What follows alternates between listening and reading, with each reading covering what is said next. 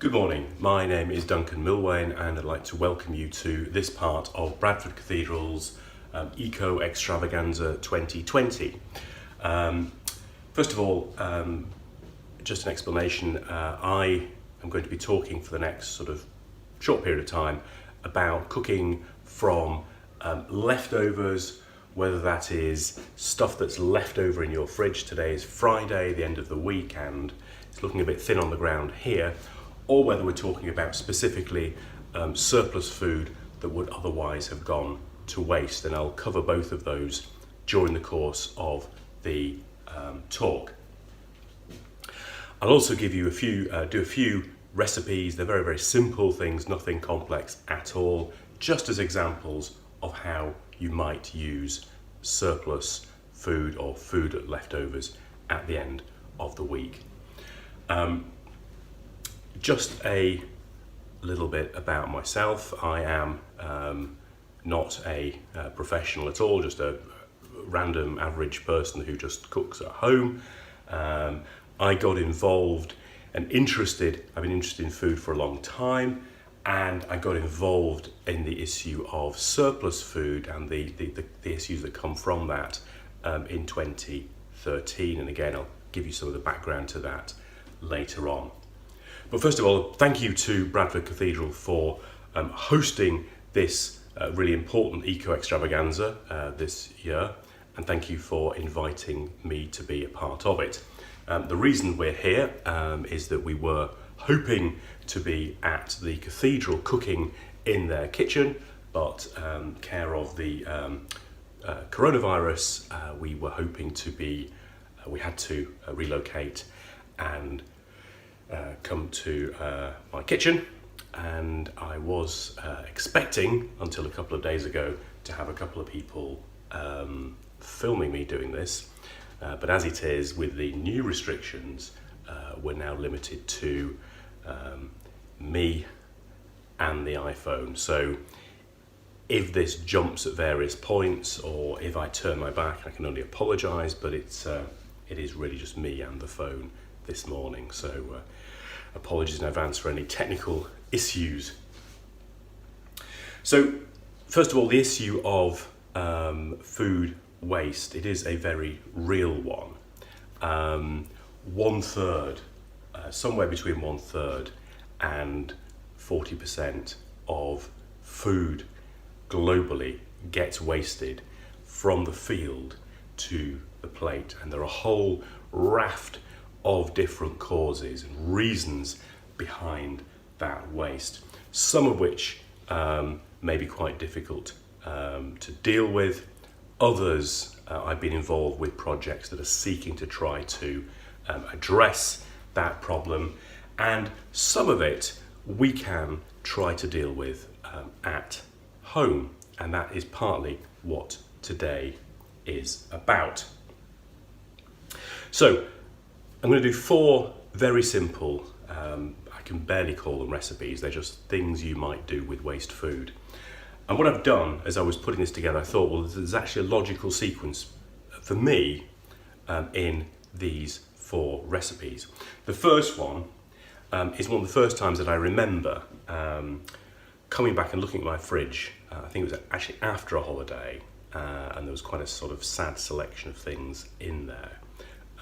But put something together, and this is probably 15-20 years ago now, which has become something that, you know, on a reasonably regular basis is something that I cook. And the great thing about it, and with a lot of these, a lot of cooking that we do, is you can make use of what there is, even if it's not in the specific recipe. So I think the first sort of top tip is not to be too beholden to what a recipe says. So if, for example, it says, you know, include a potato, but you've only got one of these, a bit of sweet potato, then maybe try and use it. It won't always work, but in the end, if something goes wrong, what's the problem? It's between you, the plate, and perhaps your family. So, you know, take a risk sometimes and see what happens. So that's the first thing. Be a little bit experimental and don't worry about what the recipe says. So for this particular recipe, it's a sort of Spanish-ish tomato-based stew. And what I've got, because there are some things where you're going to be dealing with leftovers, but you should also have some basic staples in your cupboard or in your fridge. And one of those is obviously cans of tomatoes. They're very important. You should always have lots of tomatoes kicking around because they're very, very useful. Now, I made, and I'm just going to go to the fridge now, some, earlier in the week, made some hummus. So I've got some chickpeas, had some chickpeas left from the hummus I was making. And I yesterday turned that, because obviously I'm working from home, turned that into some soup, and I've got sort of tomato and chickpea soup here. But there's still some left, so what I'm going to do is take that tomato and chickpea soup, it's got some parsley in it which I put in yesterday, I'm going to bob that into the pan. Bear with, as I said, I'm just me here today, so you'll have to excuse me disappearing every now and then. So, I'm going to put that on. There's a bit of liquid in that, and try and make it more interesting. Now, I had a look in my cupboard up here, which is where the vegetables are, and found a sweet potato from something earlier in the week. So just peel that and pop this into the soup. So what the soup normally consists of is the tomatoes.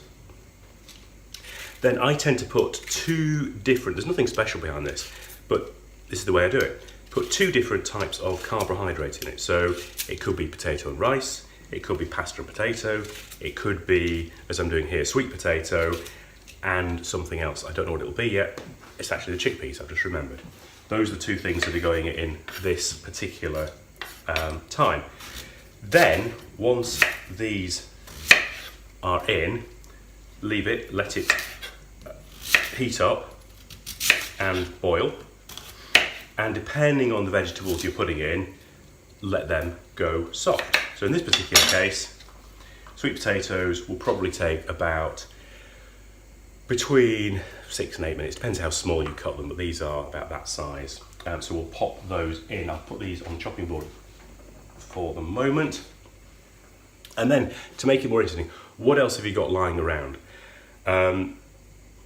One thing that's important that I, again, in terms of saving, and where I used to waste quite a bit of money, and it was environmentally not particularly clever, was buying herbs from, well, whether it's the supermarket or the grocers. They all come wrapped in these sort of nasty plastic bags. Now, I've not completely got rid of the problem yet, but I've managed to reduce it by growing my own. Now, it sounds terribly arduous, but it's not. So you can't see it, but out there in the garden, I've got quite a bit of parsley growing now, because parsley is great. You can use it for lots of things. Also got chives as well growing, and rosemary. Inside, I've been given recently some chili plants. I'm growing with those. A bit more experimental. Not sure how that will go, but hopefully they will survive my perhaps slightly lack of green fingers. But growing your own herbs, a fantastic, simple way of saving money and saving waste. So whatever you've got to hand, we'll also put that into the stew, which is, beginning to heat up nicely now. Now, the other thing about this soup is to put in maybe some sort of other flavouring. So you want some green herbs to go in, but you also want some sort of other flavouring to go in, something slightly more spicy. Now, that could be you want to put something like cumin in, which I find my favourite herbs. Cumin is fantastic, gives you a really deep smoky flavour. Or in this particular case, I'm going to put some smoked paprika in. And with that, and this is one of the but the important parts of this recipe, is to put some lemon in. Now, what I often find is with recipes I do, they require lemon rind. So I quite often find I end up, and I have a space in the fridge here for chilies that have half used, limes, lemons that are half used, or as with this one here, has had the rind taken off it for cooking. What I'm going to do now is give it a cut. It's got a bit hard, but there we are. It's still fine. Cut that into quarters and bob that in the pan, like that. So we get some sort of nice citrusy flavour together with the smoky flavour of paprika, which I must remember to put in, and the vegetables. So that all goes in, and really that is it. So I must remember that the pan is on while I'm talking about other things, but that is pretty much it. And I have to say, I've done this dozens of times and it's never really failed. It's a good old recipe, simple recipe, and doesn't take minutes at all. But it's a welcome and even popular with all members of the family, which is always a winner. So that is the end of that first recipe. Just making sure everything is there, and give it a stir. And probably better to put a lid on this.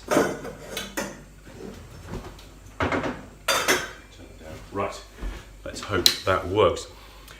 So that's the first recipe, and I say in terms of myself, and I've said this when I've talked about food waste before, some of my inspiration from this, my interest in food, comes from my late grandma, and I think the inspiration behind the being cautious with money is, where she was. She was a widow and had, to be careful with her money. And so there was a very clear, and I think it was perhaps normal for many people then, very clear, you bought your food at the start of the week, you had planned what you were going to do, and you ensured that nothing really got wasted. And although at the time I didn't think about it, that was something that stayed with me. So we'll come to, and I'm bear with me a moment, I'm just going to, on my laptop, the good people of Bradford Cathedral have sent me what they were hoping to do, is ask me some questions, but they're not here, so they've sent me them by email, so I'm now looking at those and just make sure I'm answering some of them in this presentation. So a little bit about myself, the issue of food waste. There are lots of statistics about that, about food waste itself, and certainly when I've talked at schools and you sort of ask children about the amount of food waste in this country, it's very hard to visualise, but one of the images I use is, or have used in the past, is if you take food waste in the UK, and this is going back a few years now, it's equivalent to filling up Wembley Stadium 5 times, right to the very top. That's the annual food waste in the UK. Now, I'm not a football person, but I know it's a jolly big place, so that is a lot of food.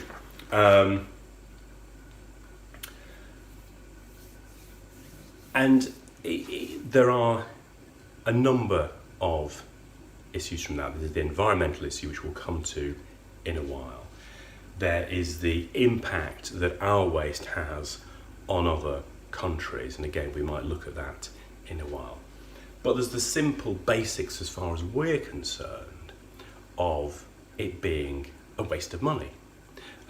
One of the statistics that the government agency WRAP came up with, as far as food waste is concerned, is that an average family with the family with 2 children wastes of the order of £60 a month in food that gets thrown away, doesn't get used. Again, when I was doing presentations at schools, I would come in sometimes with 5 bags, plastic bags, sadly, of food, and then drop one of them. And that is the equivalent of what on average people are doing. They're wasting about 20% of their food they acquire. Not a good idea. So if we come now to a second recipe, now this now moves from my sort of personal just being cautious with food and trying to be experimental with food to a recipe again I've used over a long period of time and used in different variations in different countries, and presumably partly for the same reasons.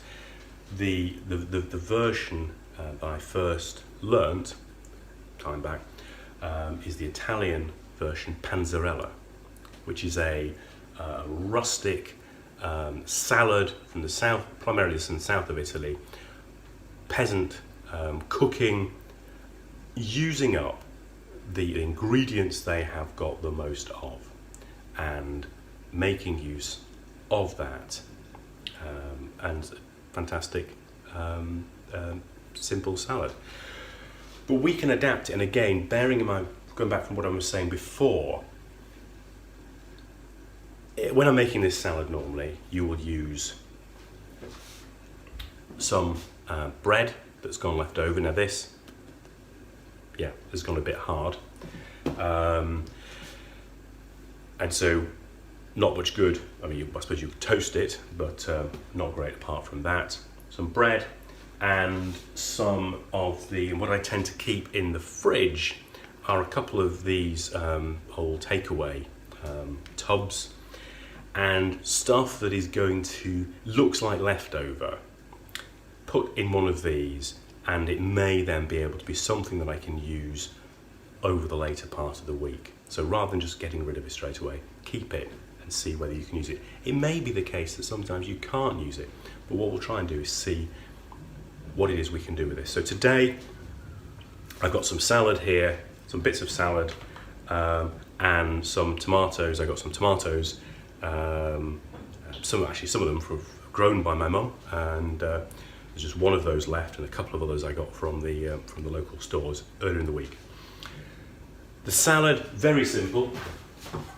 What you do is you break up the stale bread, and it must be stale. This is the point with this salad. It's no point putting fresh bread in because it'll just be a really gloopy mess. We break up fairly chunky pieces. Sorry, move over to the screen again. Forget that I'm videoing myself here. Break up the crunchy pieces of bread into a bowl.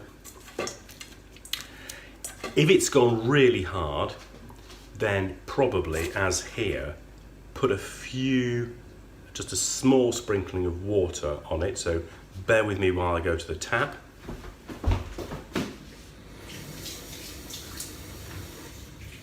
There we go. So, some water in with the bread, then the bits of salad. Now this is still fairly intact, good salad, and there's a reason behind that. I've got some less good, less happy salad here, which was from earlier in the week. But this salad is pretty fresh, pretty good. So just slice that up very roughly and put that in the bowl with the bread. Throw in the tomatoes I pre-cut in traditional Blue Peter style. These were already made because I didn't trust myself cutting and talking at the same time. So bob those in as well, and then again give it a mix. I'm going to put some of the parsley from outside and just chop that up and throw that in with some salt and pepper, and which I can't find. Anyway, I'll put then once you've got all that mixed together, which I will do properly, then you, and depending on your taste, you can simply put olive oil on this, or if you want, you can make it a sort of slightly sharper dressing and put more of a vinaigrette on, so olive oil. with some mustard mixed in. One of the things I quite like, fantastic, again, have in the fridge as a standby are capers, excellent things. You can use them for lots of things. And I'm going to put a couple of those capers into this salad. Just quickly chop those up and throw those in. Olive oil, and there we are. Now what you do ordinarily, which I just realised I've forgotten to do, is the water you put in, leave that to soak with the bread for about 15-20 minutes, or 10 minutes will probably do, before you put everything else in. But I haven't done that today, but I think we'll be fine. But that there, it's not going to win awards for beauty, but it's not a bad... I'll get in trouble for this using my... Oh dear, there we are. Clean tea towel now, dirty hands. A pretty tasty, very simple, cheap, leftover salad. Panzanella if you want to impress your friends.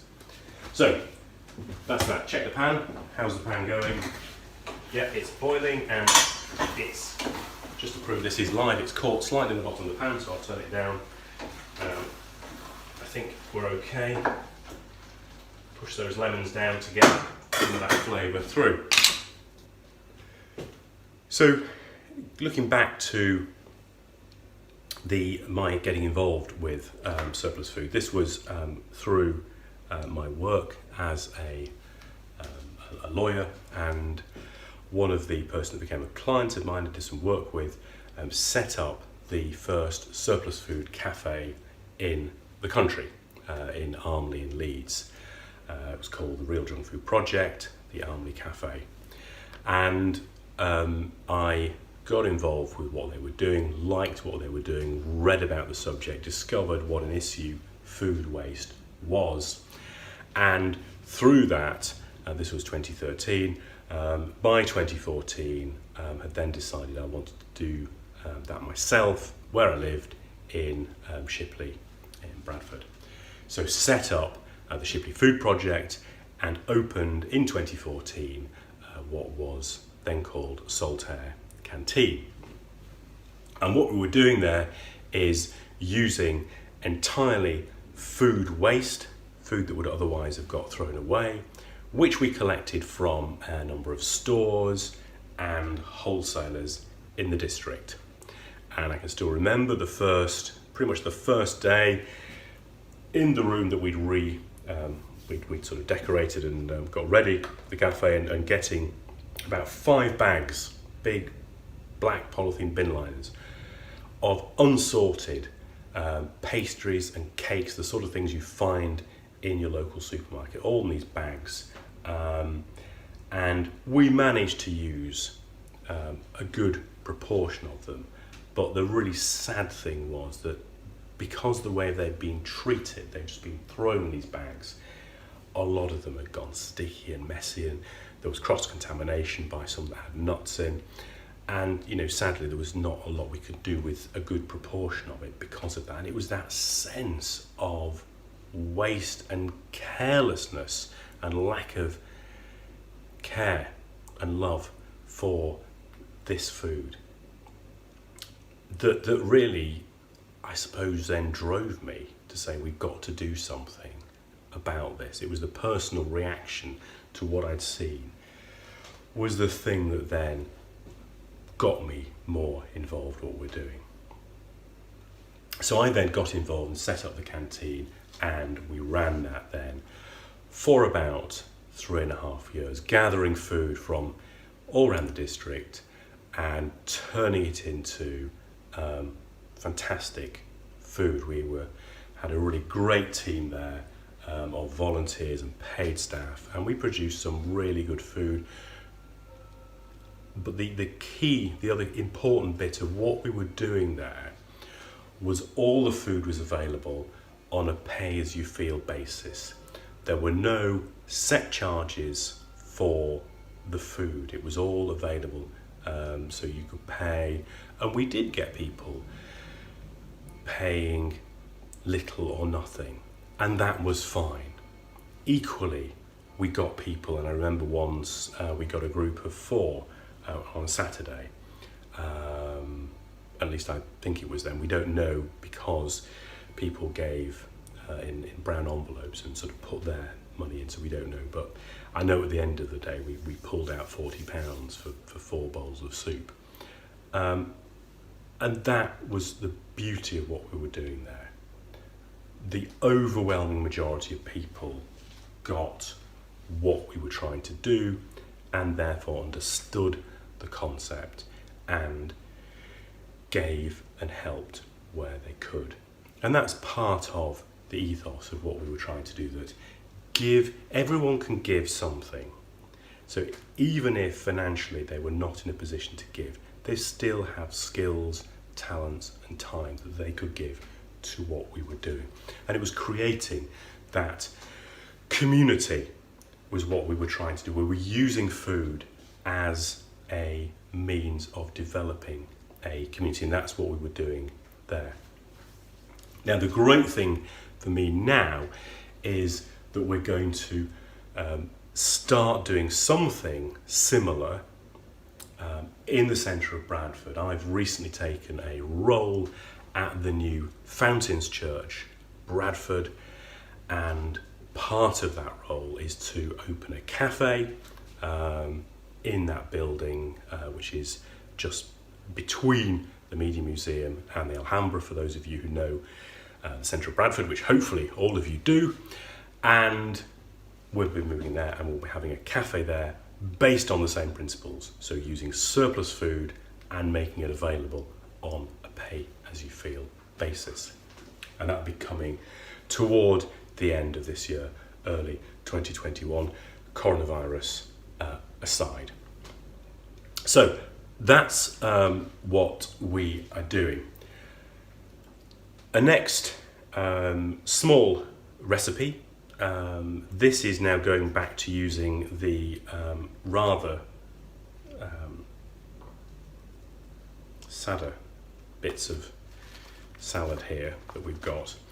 And this recipe, and what I'd say about these recipes, the great thing now is there is a lot of resource online which will help you with inspiration with food. There is a great resource by a lady who I met a few years ago when I was working at the Christian Aid Cafe at Greenbelt, a lady called Jack Monroe, who's written, many of you may have read some of her books, and she was talking and I met her and spoke briefly to her there.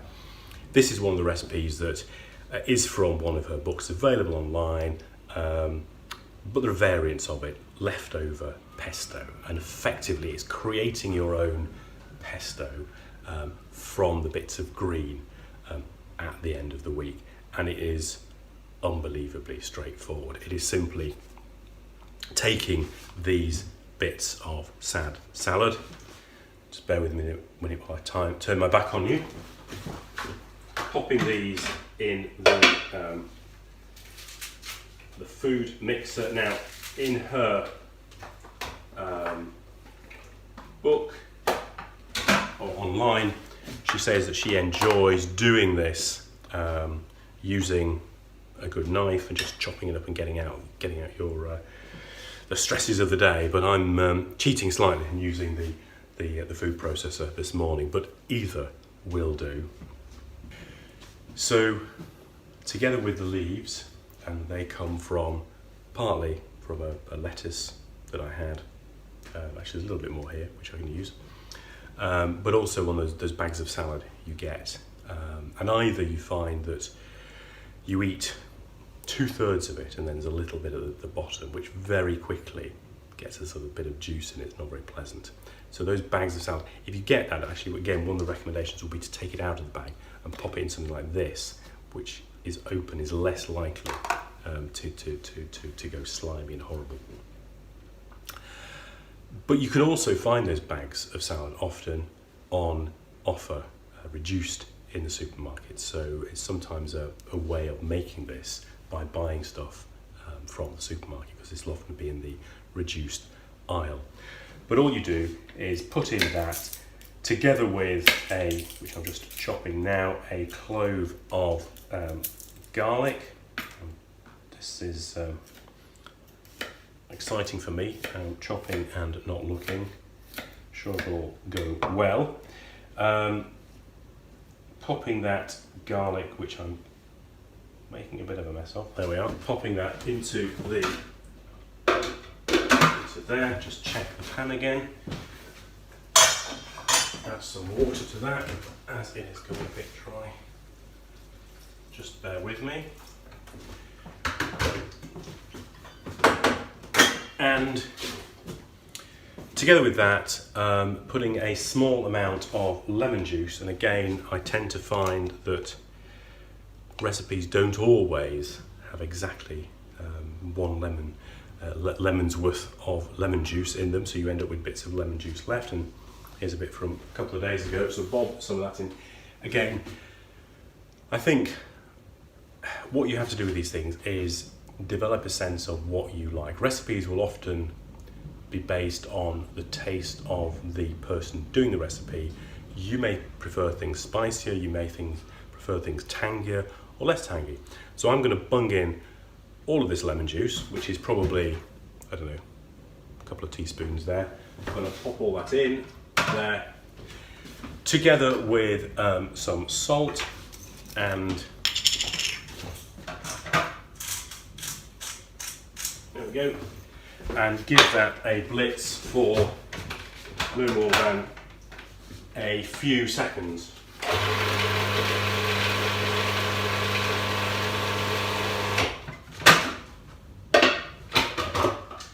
And there you've got some, I'm going to show this to you, there you are, some nice green pesto, and it smells lovely actually.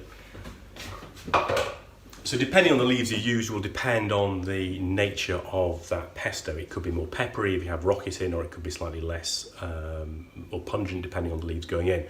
What you can do, and again something I frequently find myself with at the end of the packet, is a small amount like this of Parmesan. And so I'm going to use this. It is, unless I was cooking with it, and sometimes you can put these in certain types of stews, it's really quite hard, but I can with this knife cut through it, and I'm going to pop some of that in with the pesto to make it a little bit more authentic. This may make a bit of a racket. Oops.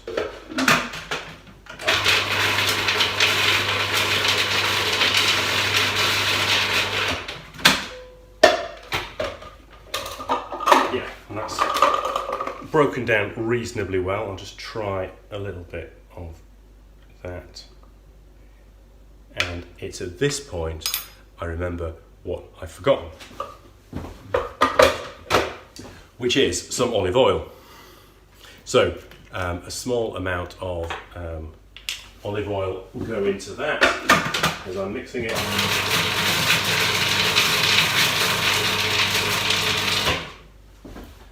And that should then, yeah, be looking much better. Let's just try this.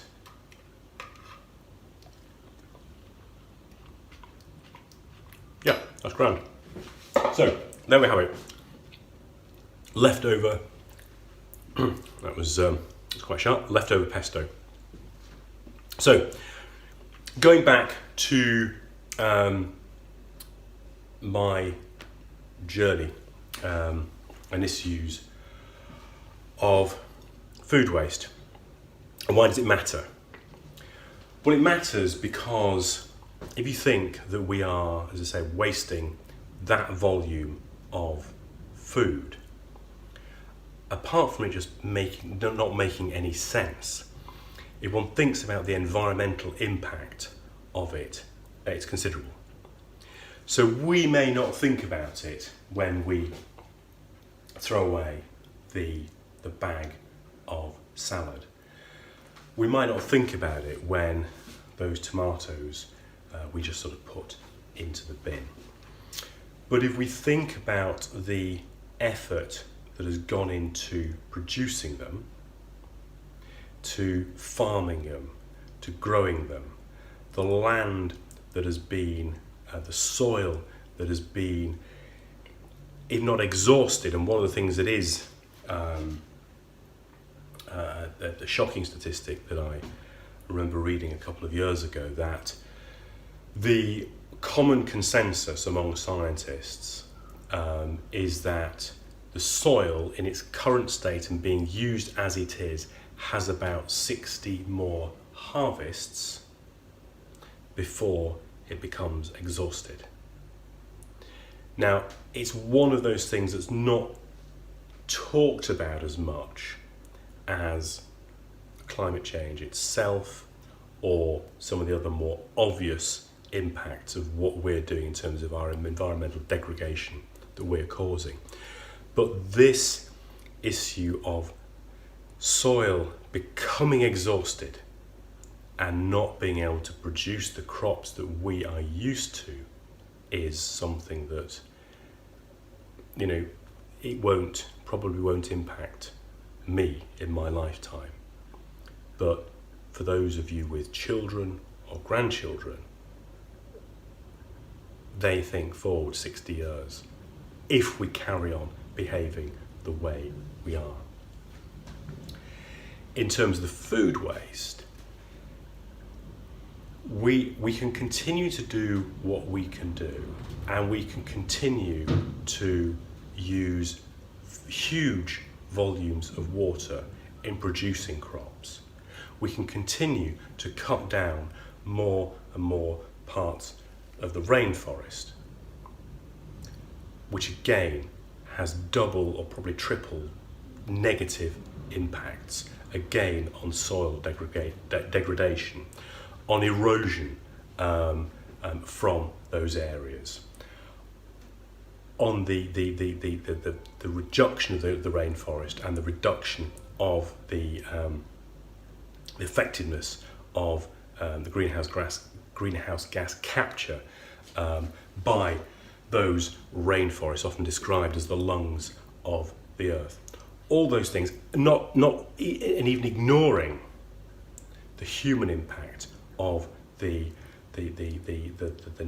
people who would ordinarily live in that area, who are being moved out to grow more and more grain crops, to produce grain either for fuel or to feeding livestock crops. We can carry on doing all that at a greater and greater rate to feed that waste production that we cause. Or we can say, let's do something about it, and let's not continue to do what we're doing. I think the great problem with this is, and the great responsibility for us, is that whereas in the past, a lot of this stuff, before the technological changes we've got now, before the mass digital media and social media, we could perhaps argue at times in the Western world that we didn't know about what was going on overseas. I think it's that much harder now to use that excuse to say we don't know what's going on. We do know what is going on. And therefore, morally, it's probably incumbent on us to start changing our actions to reflect that. So that's what we need to do. There is enough food in terms of calorie production to feed everyone on the planet. I can't remember what the figures are, but in terms of, the average annual daily calorie intake should be around 2,000 calories or thereabouts. And there is way in excess of that in terms of food production as it currently stands. Way more than that. We just mess it up in terms of how we distribute it and then how we waste it. So there is cause for optimism in that we are already in a position that we can change things which will A, reduce the negative environmental impacts of what we're doing, and B, will ensure everyone gets fed properly and malnutrition becomes something which is an historic thing. And certainly that's one of the things that I would really hope that if ever, had a sort of, grandchildren or something like that, that they would look back at this time in horror, in the way that we look back now at things like slavery and say, is that really what we allowed to happen then? So that's some of the reasons why this matters. I'll come now on to the fourth and final, and this isn't even a recipe, it's just very, very basic thing that I will point you to, but very useful. I will again quickly turn my back and check the pan, because I'm concerned it's been cooking for quite some time now.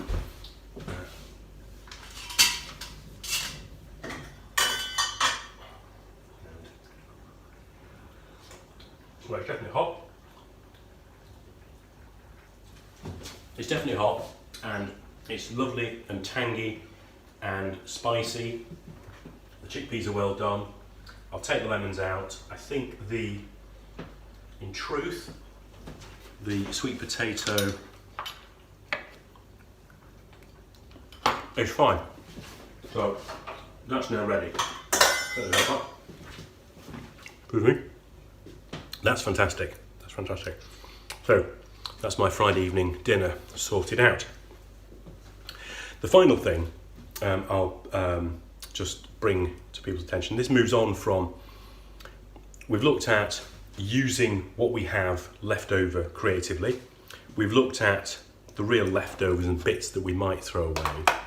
Moving on now to things that even until recently I didn't even consider as something that would be a foodstuff, and it is this, which maybe looks like sort of rather thin wallpaper paste. It is, however, something magical called aquafaba, which is the juice you get from a chickpea can, or if you, as I did last weekend, I was making hummus. If you soak the chickpeas overnight, the liquid that's produced from that is a thinner version of this stuff. Now you can, I should say, this was brought to my attention by one of the other fantastic group of people that I came across through the Real Junk Food Project, the team up in Chesterley Street, who established a cafe there, Refuse Cafe.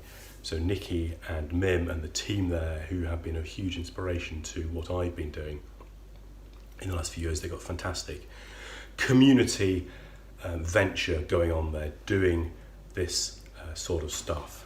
And it was at Greenbelt a couple of years ago that we were doing a cooking demonstration using waste food, and this stuff was drawn to my attention.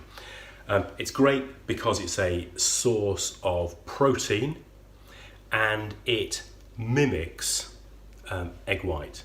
So if you want to make meringue or bake certain types of cake, and either, obviously vegans are already attuned to this, but for people like myself who are not, discovering this, which is something which you can use and not waste, is great. Now, one recipe, simple recipe that you can use using this is a very simple mayonnaise, and I made some earlier. I won't pretend I'm going to do this now because I made this earlier on, and it's in here. A little bit, if I'm honest, on the thin side. I think that's because the aquafaba is a little bit older than it should be, but it tastes grand. So it's simply a few tablespoons of the aquafaba together with salt, pepper, a little bit of white wine vinegar, and then with one of the stick blenders, bang it in there, whiz it around for 15-20 seconds, and then gradually drizzle in some olive oil, and that will thicken up and you give yourself a grand mayonnaise. This, I think, at the moment is more of a sort of thing that you would perhaps drizzle over asparagus if you were doing something like that, or if you're doing eggs Benedict. It's more that sort of thing at the moment. But go online, have a look, aquafaba, and there are lots and lots of baking recipes that you can do with it, just reducing the amount of waste you produce. So I'm, being very clear here. I'm not got all the answers. I'm learning myself as we go along, and so that's something which is really good. Come sort of finally now, and I've mentioned that I'm working now with Fountains Church, and part of the job is the food, the work we were doing with food there. And I think one of the questions that the guys from the cathedral had asked was where my Christian faith comes in to this. And I've already alluded to this to some extent. The environmental issue is very important. We are given, we are trustees of God's creation. It's ours for a brief time whilst we're here. We can pass it on to those who follow us, and we do have a responsibility to it. So I think there is that environmental imperative that's placed upon us to act in that way. There's also, in terms of food itself, and those of you who may have heard me talk before, the importance of the parable feeding the 5,000. That of itself has all manner of things packed up of what's going on in that miracle, about sharing, about community. But also at the end of that parable, the bit that I missed as a kid when I'm told this story as a young kid, is the bit where Jesus commands the disciples at the end, when the miracle's happened, everybody's been fed, they've all gone away, and Jesus says, gather up the crumbs, let nothing be wasted. Now, people who know far more about the Bible will be able to tell me that there's all manner of things that was pointing to. But from a simple perspective that I see from that, it is to do with the fact that there is enough. God's creation did provide enough for all of us. He's provided us with the intelligence, with the creation, the creativity, the science that means we can do things, and that we can still and should be able to still feed everyone. And then a little part of that is not wasting what we've been given. I hope this has been helpful. I hope it's been of some little bit of inspiration to you and given you some ideas for the kitchen. As I say, the main thing is, in terms of your food, just be creative. Don't worry about things. Don't feel you're tied down to a recipe, and please, whatever you do, don't waste what's in your fridge. Thanks very much indeed, and thank you for listening.